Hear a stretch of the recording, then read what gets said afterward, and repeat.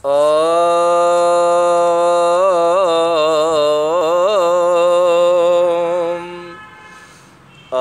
वेदाहमेतं पुरुषं महान्तं आदित्यवर्णं तं सह परस्तात् तमेव विदित्वा तिमृत्युमेति नयन्यपन्था वित्ते अयनाय। भरा नहीं जो भावों से बहती जिसमें रसदार नहीं, वो हृदय नहीं पत्थर है जिसे स्वदेश से प्यार नहीं। आप सभी सज्जनों का YouTube चैनल वैदिक चेतना में स्वागत है। सज्जनों, हमारा ये देश पराधीनता की बेड़ियों में जकड़ा हुआ था। अंग्रेजों का शासन हमारे देश पर था और उनका बड़ा ही अत्याचार इस देश पर होता था। इतना अत्याचार था कि भारत के कोने कोने में त्राहिमाम की आवाज़ आ रही थी, बचाओ बचाओ की आवाज़ आ रही थी। और अंग्रेज़ों के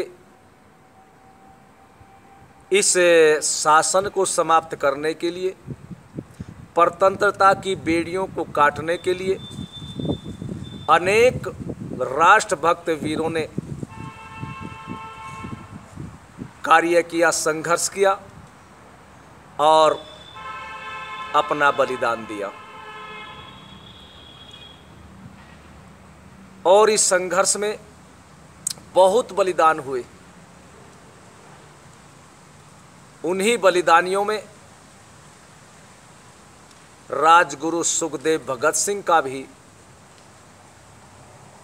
नाम स्वर्णिम अक्षरों में लिखा हुआ है। उन्होंने बड़ा संघर्ष किया और जेल की यातनाएं झेली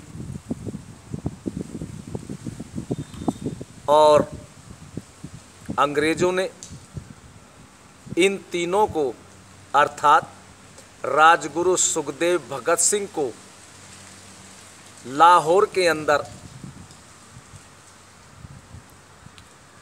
आज 23 मार्च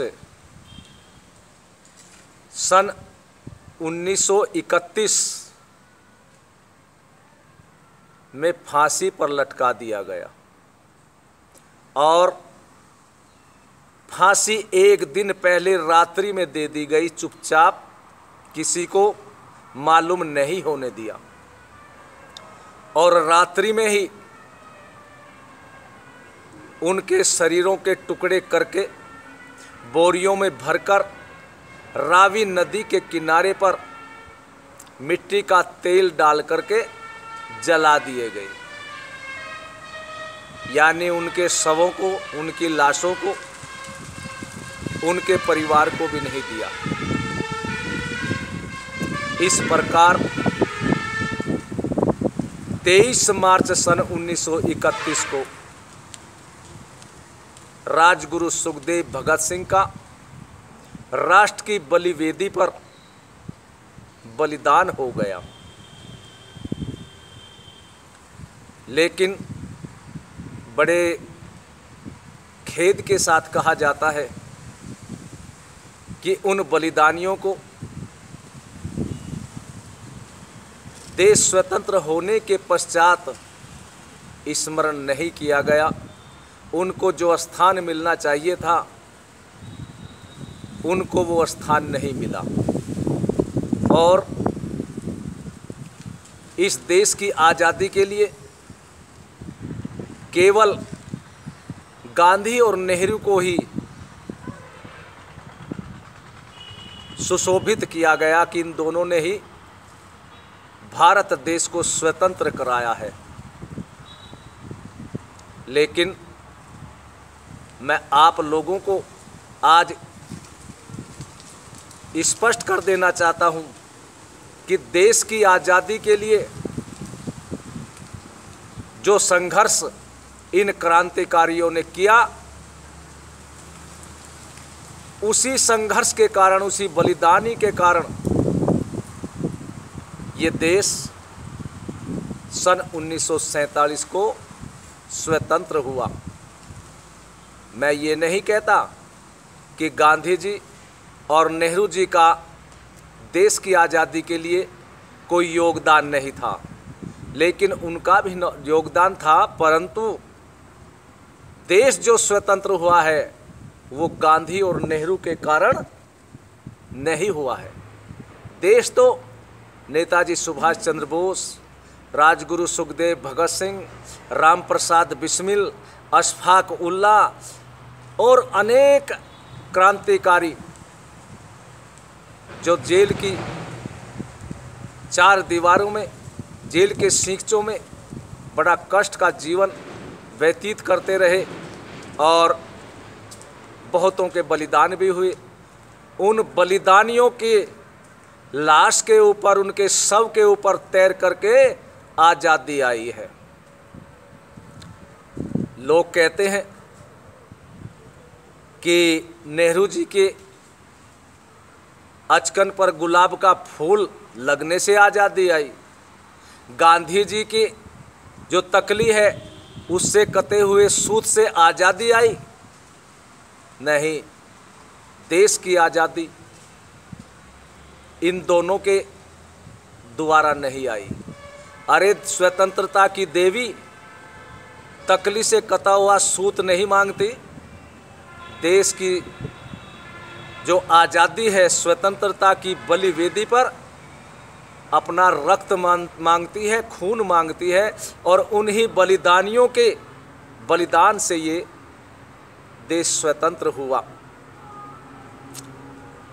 सजनों, देश स्वतंत्र हो गया, लेकिन क्रांतिकारियों का जो सपना था वो अधूरा का अधूरा ही रह गया।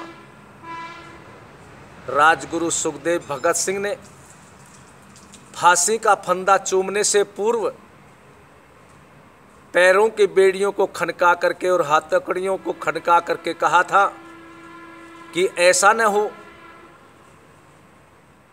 कि देश स्वतंत्र हो और गोरे अंग्रेज तो चले जाएं, कहीं ऐसा न हो कि काले अंग्रेज फिर तुम्हारी छाती पर बैठ करके मूंग दले और वही परेशानी जो आज हो रही है वही तुम्हारे समक्ष बनी रहे।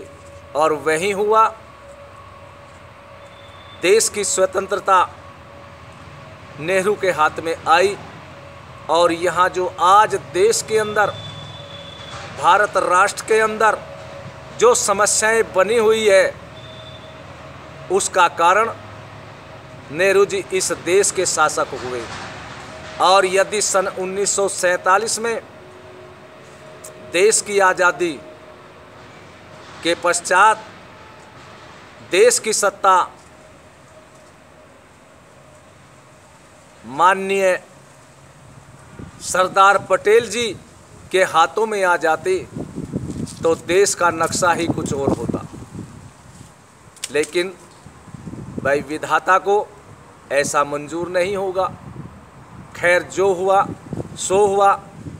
कहा करते हैं कि बीती को बिसार दो और रही को संभालो। अब आप और हम जितने भी भारतवासी है, राष्ट्रवादी है, उनका कर्तव्य है कि हम उन शहीदों को प्रतिवर्ष स्मरण करें और उनके कथनानुसार राष्ट्र के निर्माण में अपना योगदान लगाएं। जैसा कि क्रांतिकारी कहा करते थे, हम लाए हैं तूफान से, हम लाए हैं तूफान से किश्ती निकाल के, इस देश को रखना मेरे बच्चों संभाल के। तो सन 47 से लेकर के अब तक हम इस देश को सुरक्षित रख सके, या नहीं रख सके, ये एक प्रश्न है सोचने का, चिंतन करने का, मनन करने का। और इस राष्ट्रीय ध्वज को बचाने के लिए हम सभी अपना तन मन धन से सहयोग दे करके अपने राष्ट्र को बचाएं, अपने ध्वज को बचाएं, भारत माता के गौरव को बचाएं। यदि आप इस तरह से अपने जीवन को लेकर के चले तो यही उन क्रांतिकारियों के प्रति सच्ची श्रद्धांजलि होगी। और फिर जब कभी राष्ट्रीय मंचों पर राष्ट्रवादियों, देशभक्तों, क्रांतिकारियों, बलिदानों का स्मरण किया जाएगा, हम चाहते हैं कि आपको भी उन मंचों पर स्मरण किया जाए। और वो तभी होगा जब आप लोग उन देशभक्तों की तरह अपने जीवन को लेकर के चलेंगे। ये थोड़ी सी बातें मैंने आपके समक्ष रखी और अब मैं अपनी वाणी को विश्राम देता हूँ इन शब्दों के साथ, सर्वे भवन्तु सुखिनः, सर्वे सन्तु निरामया, सर्वे भद्राणि पश्यन्तु मा कश्चित् दुःख भाग् भवेत्। ओम शांति शांति शांति ओम। और आप सभी से मेरा एक निवेदन है कि इस वीडियो को लाइक एवं शेयर अवश्य करें। धन्यवाद। और हमारे इस चैनल को सब्सक्राइब भी करें।